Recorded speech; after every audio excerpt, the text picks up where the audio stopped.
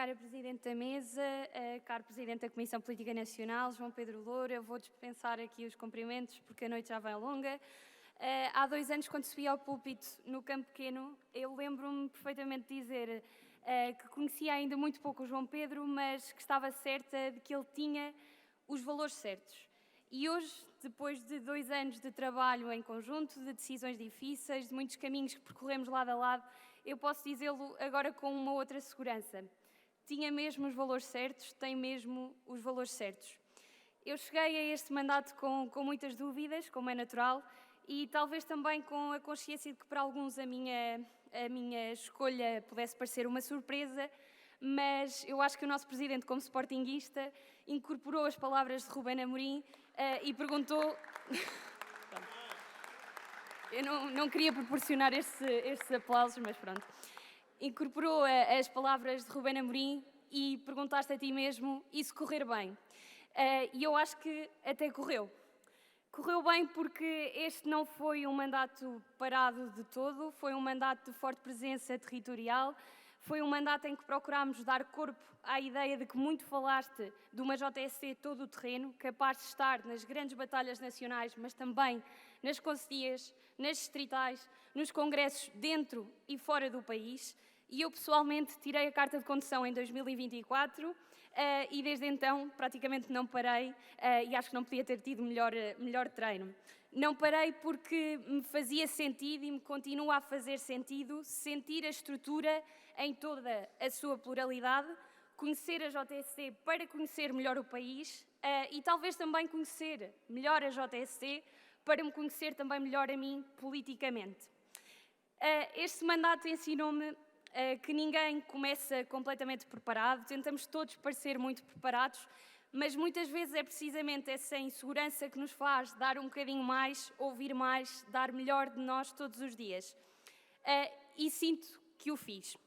Por isso, se a minha experiência servir de alguma coisa, que sirva para isto, que sirva para vos dar a confiança mesmo quando não a têm, mesmo quando vos parece que todos estão mais preparados, porque a política vai-se aprendendo, fazendo, e a JST, eu sei que também concordam com aquilo que digo, a JST é uma das melhores escolas para isso mesmo. Nós reforçámos a nossa presença institucional, e já foi aqui dito, com a eleição de 8 deputados, com mais de 700 de jovens autarcas pelo país, mas a força de uma juventude partidária não se mede apenas pelo número de lugares que ocupa, mede sobretudo pela qualidade das causas que consegue assumir e pela capacidade de preparar um futuro mesmo antes dele chegar. E eu acho que esta Comissão Política Nacional não esteve... Aliás, foi exímia neste trabalho, tenho a certeza. É por isso que, neste balanço que vos faço, eu queria destacar sobretudo 2 áreas, e não me quero alongar muito, mas 2 áreas que me são particularmente caras e que desejo que continuem a sê-lo para a nossa JSC. Na dimensão internacional e também a dimensão de ambiente. Na dimensão internacional, a JSC demonstrou uma enorme preparação, qualidade e credibilidade, também muito graças ao trabalho do nosso coordenador das RI, o Duarte Amaro, que creio que não está aqui hoje, mas acho que merece uma salva de palmas pelo ótimo trabalho que desenvolveu. A nossa presença em fóruns europeus, fóruns internacionais, que muitas das vezes são distantes da maior parte da militância, demonstrou que somos efetivamente uma juventude partidária muito respeitada lá fora e muito capaz. E queria destacar a organização da 3ª edição de um evento muito importante para a JSC e para as nossas relações internacionais e relações com outras juventudes partidárias, que foi a Cimeira Ibérica na cidade do Porto. Este evento demonstrou que esta estrutura continua a ser capaz de representar a juventude portuguesa além fronteiras, com seriedade, com visão, com capacidade de chegar lá fora e trazer o que de melhor descobrimos para cá, para os nossos militantes.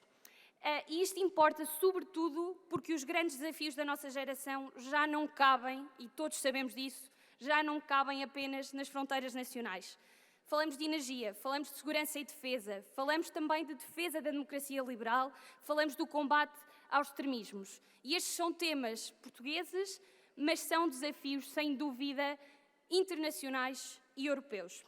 Por isso, a cooperação ibérica surge aqui como um pilar que foi fundamental para esta Comissão Política, mas que espero que continue a sê-lo para toda a nossa estrutura. A segunda área que vos queria trazer é uma área cada vez menos mediática, cada vez menos mobilizadora.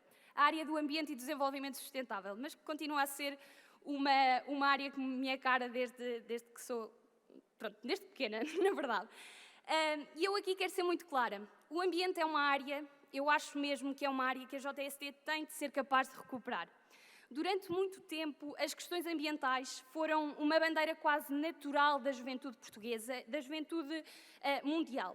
Hoje, perante a urgência de outros temas, perante a urgência da habitação, dos salários, do custo de vida, da estabilidade, esta mobilização tornou-se muito mais difícil e a nossa estrutura sente isso. Mas seria um erro completo, deixar que o ambiente, que esta capacidade de nos preocuparmos com a justiça intergeracional também, porque acaba por ser isso, desaparecesse completamente do centro da nossa ação política. O ambiente não é um tema secundário, e são cada vez menos as vozes que nos falam disto. Mas a verdade é esta, e eu volto a repetir, o ambiente não é um tema secundário.